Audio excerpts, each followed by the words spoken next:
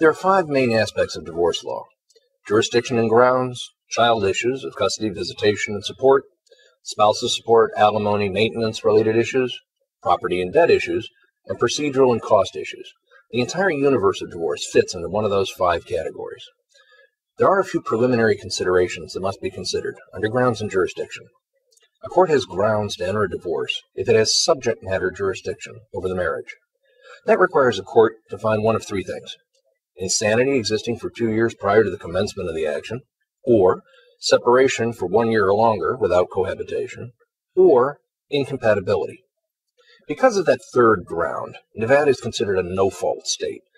No finding of fault is necessary for a court to enter a divorce decree. Other places call this irreconcilable differences. It doesn't mean that nobody is at fault, of course. It just means you don't have to prove it in order to get divorced. It's not a terribly difficult test. Essentially, it's a one-party divorce statute. The questions on the stand would be twofold.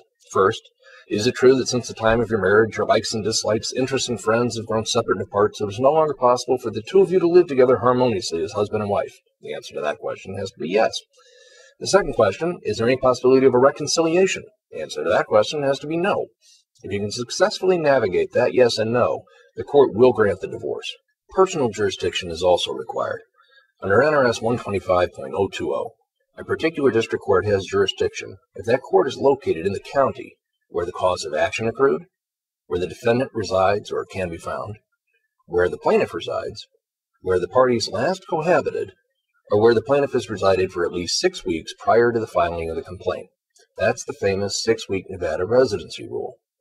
Under a legal doctrine known as divisible divorce, recognized by the United States Supreme Court back in the 1940s, a court might be able to resolve some, but not all, incidents of a divorce. Therefore, the specific rules going to jurisdiction decide issues of child custody, alimony, and child support must be dealt with individually, under the individual sections dealing with those matters. It is permissible to move to Nevada specifically for the purpose of getting a divorce, but residence must be bona fide, real.